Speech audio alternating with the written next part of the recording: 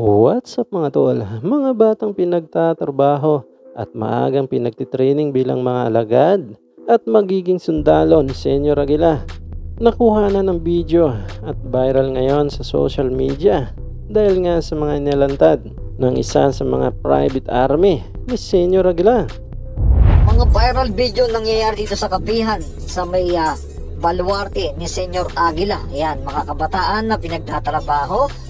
At ito pa, mga kabataan na nagtitraining na para maging mga army. Ayan.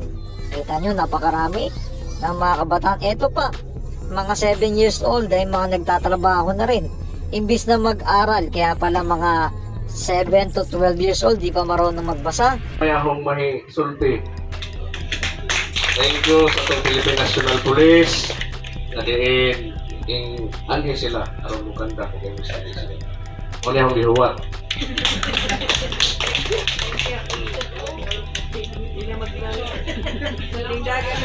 This ends our press conference.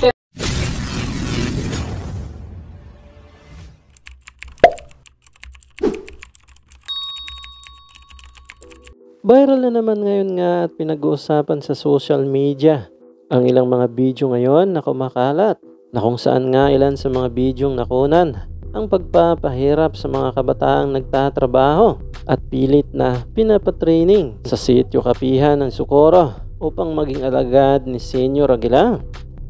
Ito nga ang ilan sa mga isinawalat ng isa sa mga batikang alagad at naging private army ni Senyor Aguila. Nabase nga sa kanyang mga salaysay ay pinapilit na pinagpapatrabaho ang mga kabataang ito. At ang ilan pa nga sa mga video ay makikitang pinapahirapan sa training ang mga kabataan at pinagpa-partner-partner upang maging asawa, na itong araw ang ilan sa mga kahayupang ginagawa ni Senyor Aguila sa kanila upang maging alagad.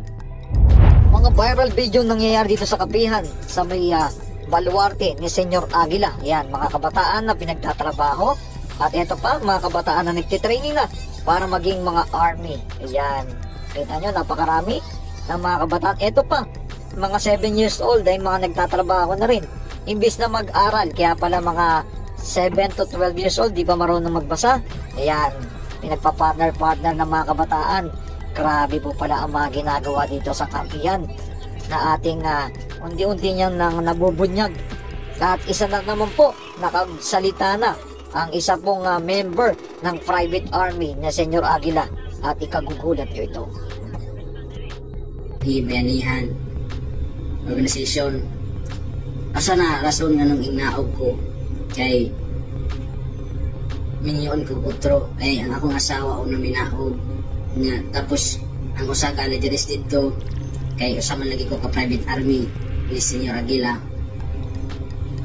Isa kong di close door istorya nga minyon ko utro kanang batan-on pa nya dili kaya ko nisugot kay ang aong purpose lagi kay kanang diniyos manunda di ko ganag magkabungkag sa asawa no waya ko isugotunda kami to dito usami ka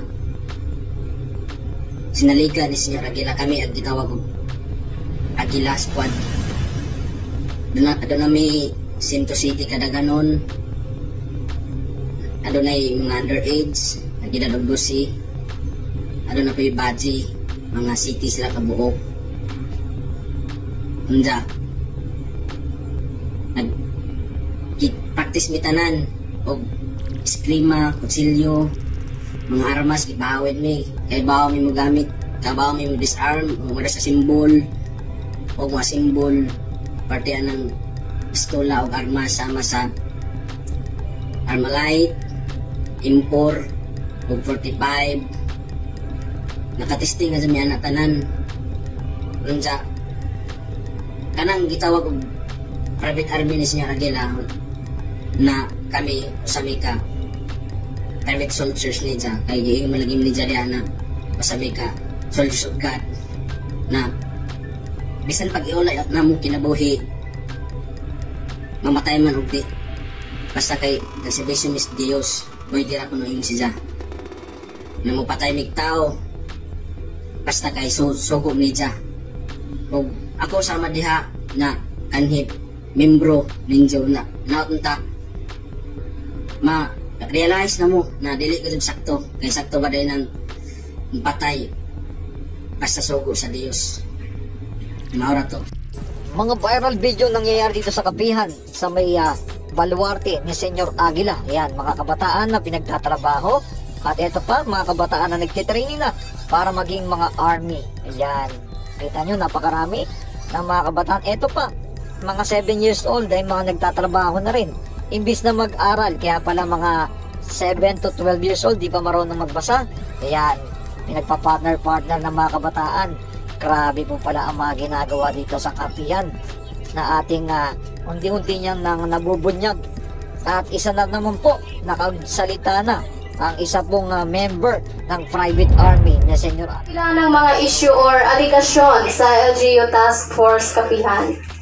Ang first impression, nakuha nyo talaga yung kultura ng Pinoy na na pinagyayabang natin sa buong mundo, yung pagiging hospitable.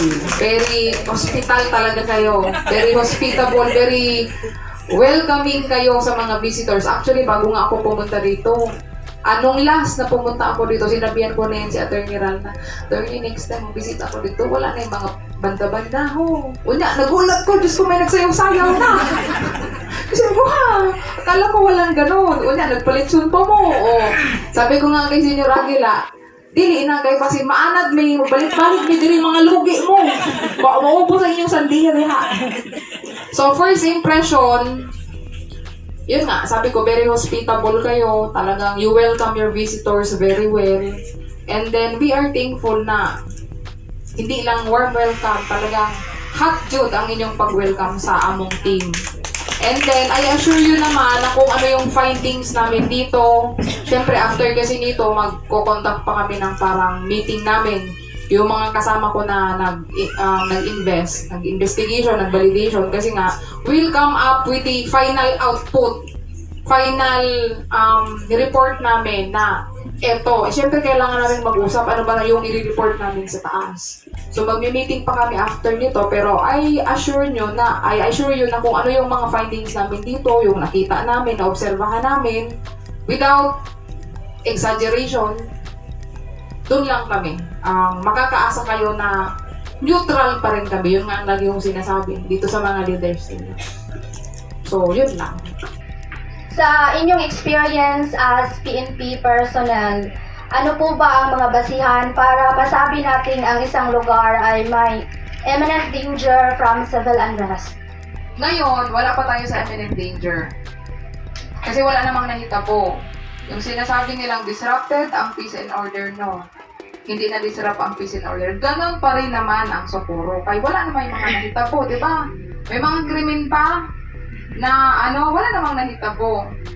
So yung sinasabi mo sa ordinansa, siguro, lang yan ng LGU to strengthen the security and the safety of the Socorro. Pero kami naman sa PNP, when it comes to checkpoint, kasi parang ang in-emphasize doon sa ordinansa is pag-contact namin ng checkpoint.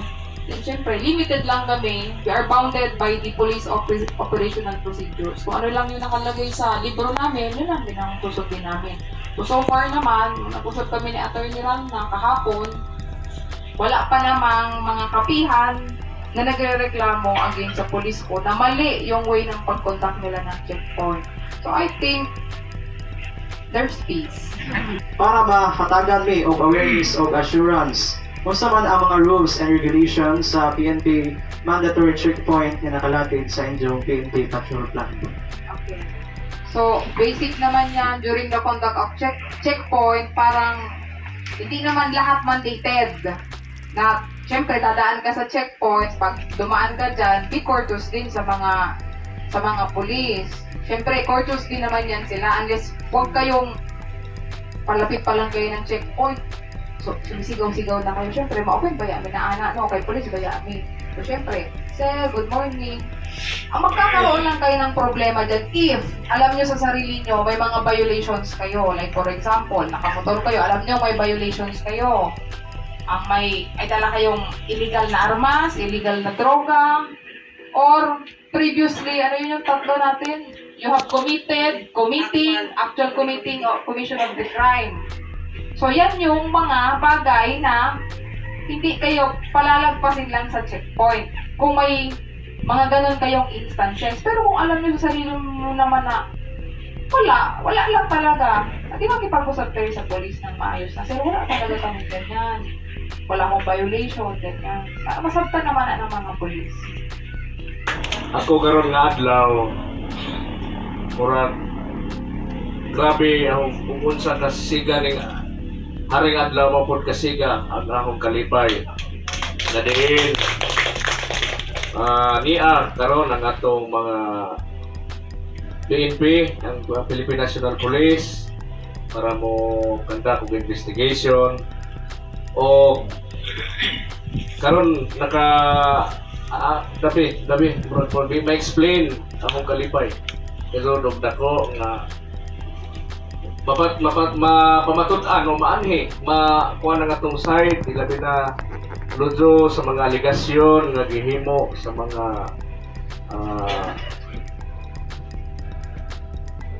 batok dinhi mga aligasyon nga pasulti sa uban o karon mga mauro lamay akong mahisulti.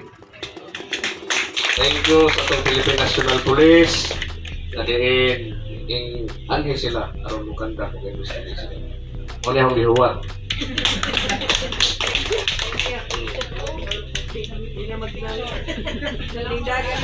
This ends our press conference. So hanggang dito lang tayo mga tol. Maraming salamat sa panonood at patuloy na suporta.